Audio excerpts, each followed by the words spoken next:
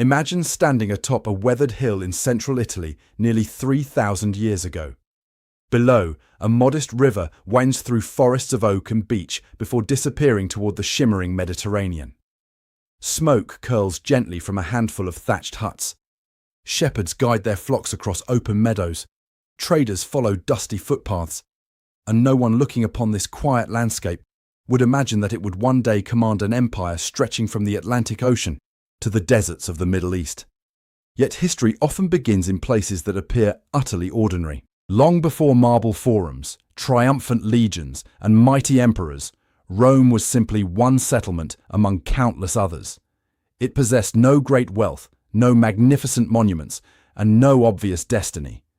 If anyone had been asked which civilization would shape the future of Europe, they might have pointed toward Egypt's ancient temples, the wealthy cities of Greece, or the powerful kingdoms of the Near East, not a tiny community beside the Tiber River. So how did the least likely contender become the civilization that would redefine the Western world?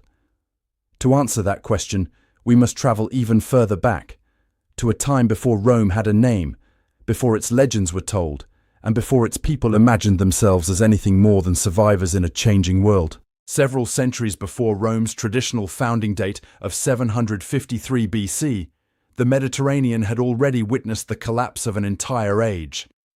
Around the late 2nd millennium BC, many of the great Bronze Age kingdoms, from the eastern Mediterranean to the Aegean, fell into crisis. Once thriving palaces were abandoned, trade routes fractured, and powerful states disappeared from history. Scholars continue to debate the precise causes. Climate change, earthquakes, famine, internal unrest, and invasions by the mysterious sea peoples have all been proposed, and modern evidence suggests that multiple disasters likely converged rather than a single catastrophic event. Whatever the exact reasons, the result was unmistakable. A world that had once been interconnected splintered into smaller kingdoms, tribal societies, and emerging city-states.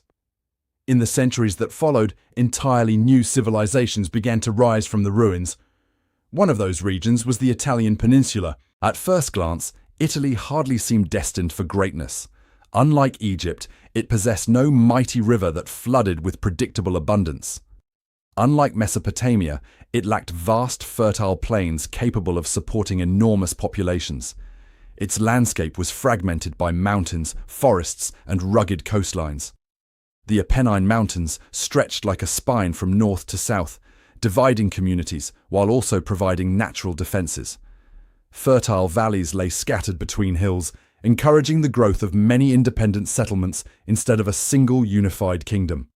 Ironically, this geographical diversity would become one of Italy's greatest strengths. Its central position in the Mediterranean made it a natural crossroads. Traders sailing between the eastern and western seas frequently stopped along its coasts. Amber from northern Europe, metals from Iberia, grain from Sicily, and luxury goods from the eastern Mediterranean all passed nearby. Italy was never isolated. It absorbed influences from every direction while remaining distinct enough to forge its own identity. To the north lived the enigmatic Etruscans, whose sophisticated cities, advanced engineering, and elaborate religious practices would profoundly influence early Rome. Although many aspects of their language remain undeciphered, archaeological discoveries reveal a civilization of remarkable craftsmanship, urban planning, and international trade. Their influence would later be visible in Roman architecture, symbols of political authority, engineering techniques, and even aspects of religious ritual. To the south, another powerful influence was taking shape. Beginning in the 8th century BC, Greek settlers established prosperous colonies across southern Italy and Sicily, a region later known as Magna Graecia, Greater Greece. Cities such as Tarentum, Sybaris, and Cumae became centers of philosophy, commerce, art, and scientific inquiry. Through these colonies, Greek ideas flowed steadily into Italy. The alphabet, monumental architecture, artistic styles, religious traditions, and political concepts all crossed the sea alongside merchants and migrants. Rome would eventually inherit lessons from both worlds without becoming a copy of either. Across the Western Mediterranean, another rising power was quietly building its own future. Founded by Phoenician settlers from the city of Tyre, Carthage developed into a commercial empire whose ships dominated maritime trade. While Rome was still little more than scattered villages, Carthaginian merchants were already navigating sea lanes that connected North Africa, Spain, Sardinia, Corsica, and beyond. Neither civilization realized it yet, but centuries later they would wage one of history's greatest struggles for dominance. Amid these larger powers lived numerous Italic peoples whose names are less familiar today, but whose influence was profound. Latins occupied the plains of Latium. Sabines settled the nearby hills. Samnites controlled rugged mountain regions farther south. Umbrians, Oscans, and other communities maintained their own customs, dialects, and traditions. Rather than existing under one government, Italy resembled a patchwork of independent societies, each defending its own territory and identity. Conflict was common, but so was cooperation. Alliances shifted constantly. Trade connected rivals. Intermarriage blurred cultural boundaries. No single people completely dominated the peninsula. It was within this complex mosaic, not in isolation, that Rome would emerge. Among Italy's many rivers, one in particular offered an unusual combination of advantages. The Tiber was deep enough for small ships to travel inland, yet shallow enough to be crossed at several points. Near one such crossing stood a cluster of hills overlooking fertile farmland and important trade routes between northern and southern Italy. For generations, herders, merchants, and travelers naturally converged there. Modern archaeology has uncovered evidence that small villages occupied these hills long before Rome's legendary founding date. Excavations on the Palatine Hill have revealed post holes from simple wooden huts dating to the 8th century BC, while nearby burial grounds suggest that separate farming communities gradually expanded and interacted over time. These discoveries do not confirm every detail preserved in Roman legend, but they do support the broader picture of a growing settlement taking shape precisely where ancient tradition claimed. History and myth begin to overlap here, not perfectly, but intriguingly. Was there truly a single founder? Did one dramatic event unite these villages? Or did Rome emerge gradually through generations of cooperation, conflict, and shared necessity? Modern historians generally favor the latter explanation. Yet the legends endured for a reason. They expressed something deeper than literal history. They revealed how the Romans understood themselves, resilient, chosen by destiny, and forged through struggle. Soon, those stories would give Rome its first heroes. They would speak of abandoned twins, a she-wolf, divine ancestry, betrayal, ambition, and the birth of a city that believed the gods themselves had marked its future. Whether those tales were history, symbolism, or something in between, they became the foundation of Roman identity. And from those legends, one of history's greatest civilizations would begin to write its own story.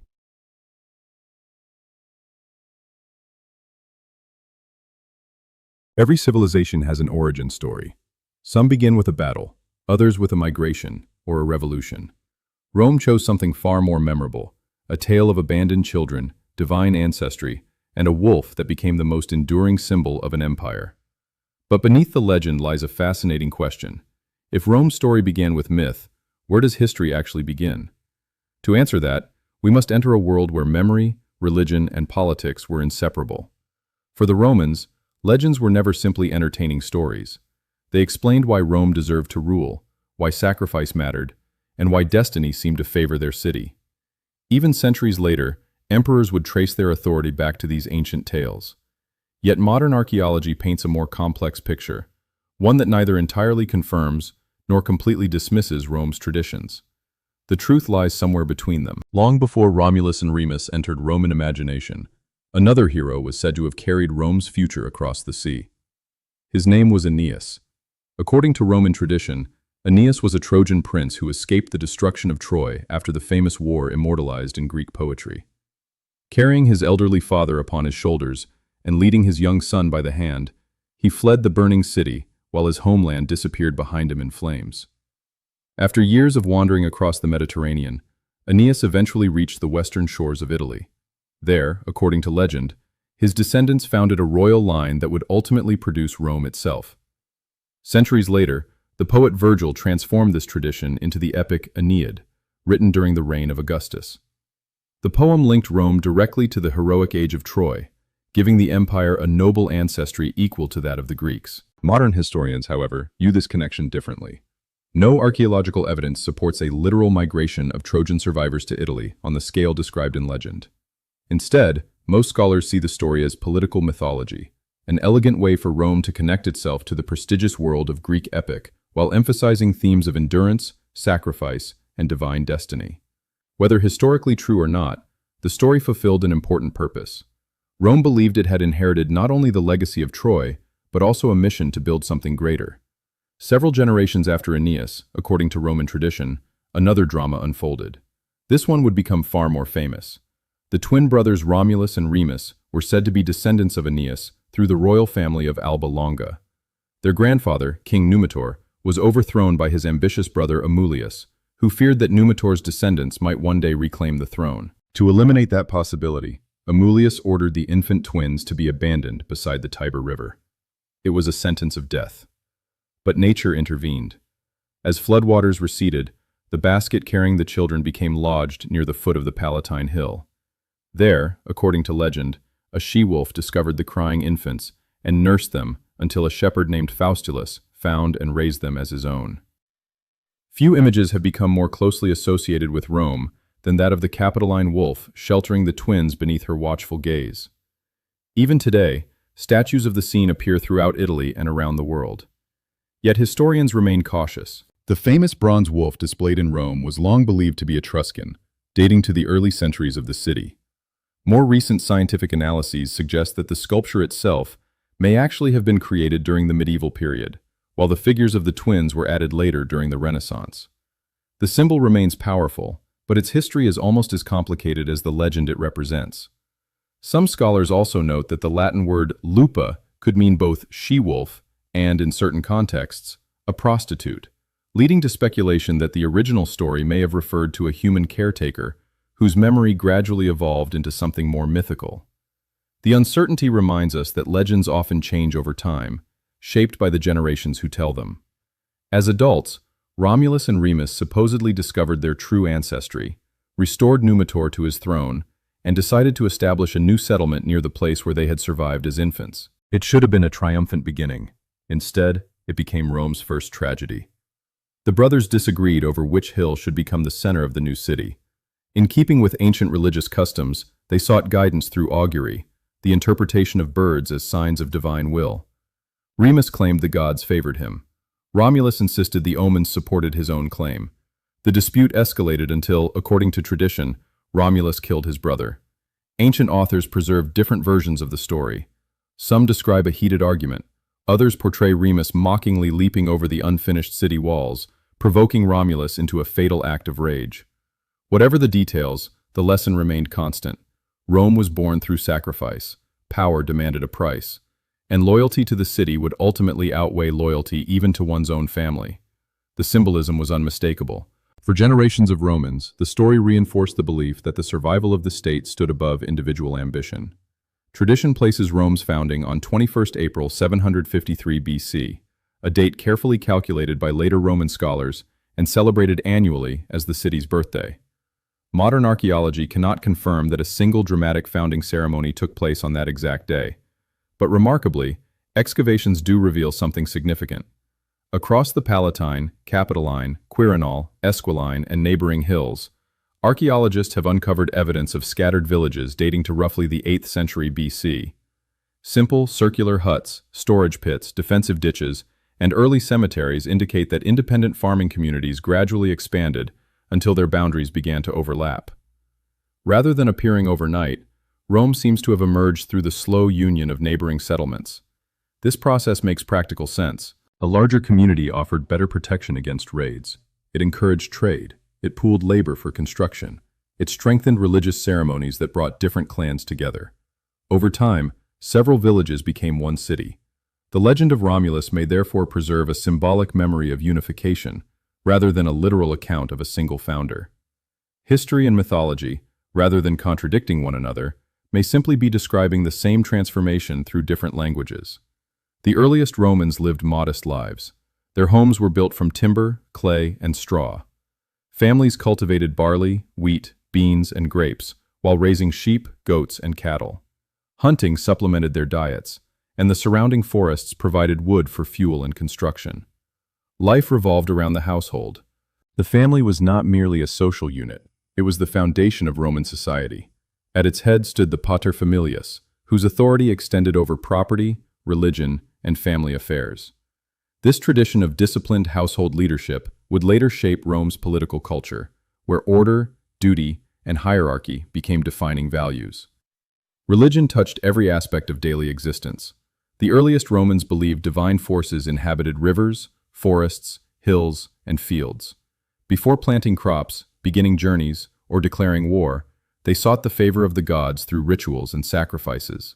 These practices were less about personal faith than about maintaining harmony between the human and divine worlds. In time, these beliefs would evolve into one of the most sophisticated religious systems of the ancient world. Yet even as these humble villages grew stronger, another civilization watched from the north. Its cities were larger, its temples grander, its engineers more advanced, its kings wealthier. The Etruscans possessed everything early Rome lacked. Far from remaining isolated, the young settlement would soon come under their powerful influence. They would introduce new technologies, reshape Rome's institutions, and transform a cluster of farming villages into a city worthy of competing with the great powers of Italy. Rome's legends had given it an identity. Its kings would give it structure. And from that combination of myth and statecraft, a new civilization was about to emerge.